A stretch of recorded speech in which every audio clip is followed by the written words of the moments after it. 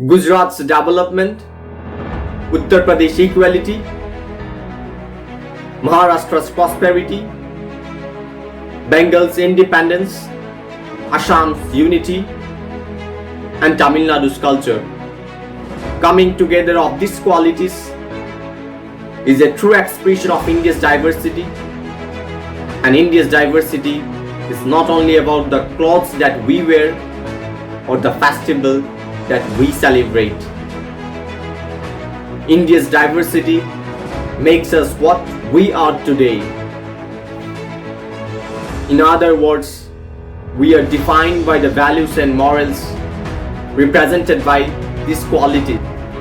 By signing of the Constitution of India, it was not only the states and the union territories coming together, but it also united our values, our beliefs, our character, and our culture as well.